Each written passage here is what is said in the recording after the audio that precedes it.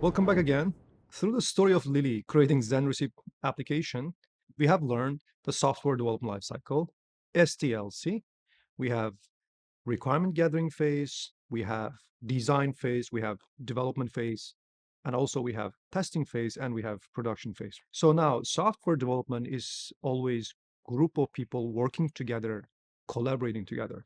And these are different people with different roles. Maybe sometimes they're in different departments, right? So now in the requirement gathering phase, who are the people working in requirement gathering phase? If you remember, there were a group of people called business analysts. Their responsibility is talking to client and user to gather requirement. Requirement is how the application should work. And normally we call them business people or BAs. When you say BAs is business analysts, and business analyst's job is communicating between the client with developers, testers. Why? Because they're the one translating the English language of I want my application to work in a certain way to requirement document, which is technical document, and communicating between development teams and a testing team. Now, there's one department or one group of people with the certain roles called business analyst team or business analyst or BA. Now, let's say BA is done with their requirement. Who are the ones working? We assume that in your particular case, I do not think that you will involve with anyone with business architecture people or software architecture people. They're just like high-level senior developers. And I would just combine them together, design and development, right? In design and development, usually you will have software developers. So software developers are the one who is writing code like Java or C Sharp, building the applications, whether it's front end, whether it's back end, whether it's integrating them. These are the people called software developers, or we call them dev team. In the dev team, we will have front-end developer, we'll have back-end developer, we have database developers, right? There are different team members in the dev team as well.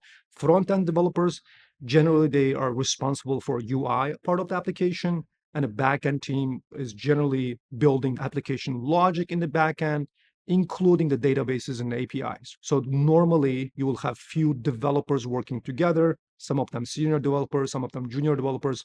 You might even have a dev lead in the development team. These are the different developers in the dev team or developers team. Once they build certain part of the functionality is ready to test, they're transferring those functionality to QA team, quality assurance team, testers team, whatever you call. Most likely you're going to be part of the quality assurance team. Now in the quality assurance is pretty straightforward. Either you will have manual testers. So manual testers, generally they've been there for many years. We call it SME, right? Or SME, subject matter expert. What is subject matter expert?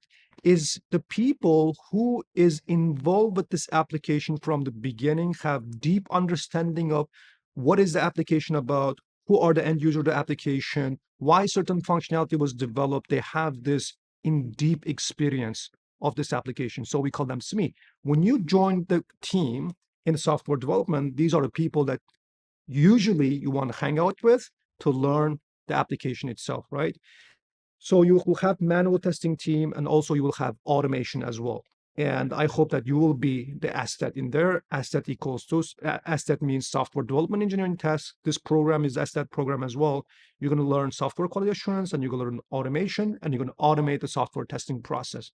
So it's going to be QA team, quality assurance team, whether we call them software testers, quality assurance team, SDET team. There are different names in each company that they call these people based on the company, based on the country, but generally they're responsible for the quality of application. So these people tested the application, right? They said, okay, everything is working as expected. There's no issue with this application. Now we can deploy this code to production. What is production?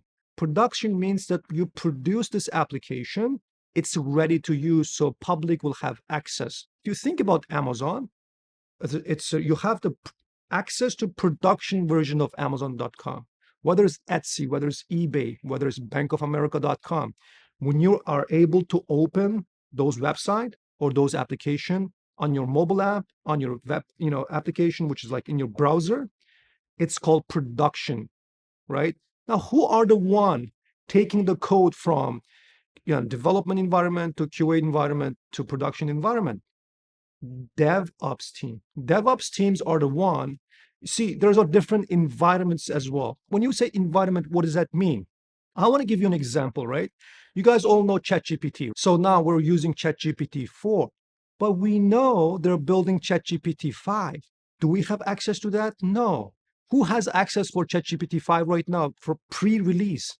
We know the rumors it's coming, but we don't have the access. So developers in OpenAI, they have access. So they are in the development environment. So we don't have access as a public. But when you push it to the public, now ChatGPT 4.0, we had access.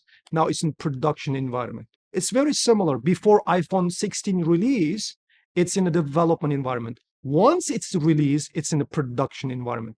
Just like that, there are different environments in software development as well.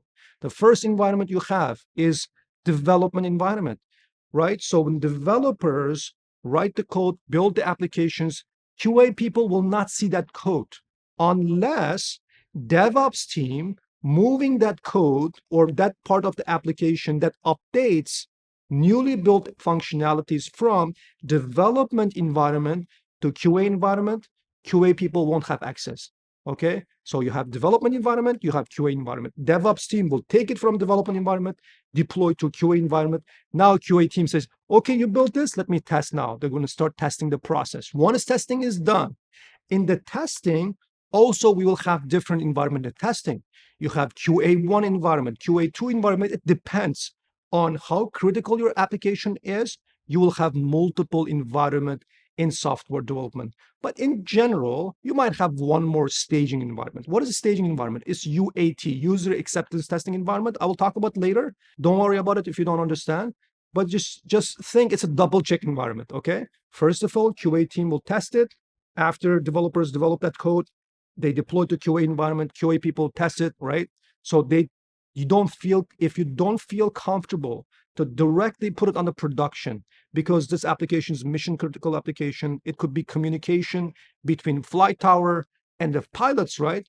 You want to test multiple times to make sure that there's nothing left that you're not tested.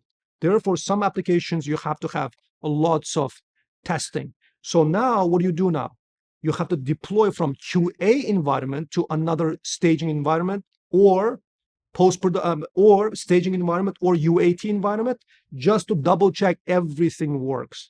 Now from there, from UAT environment, right before the production, DevOps team will deploy from UAT environment to production environment. These are the environment.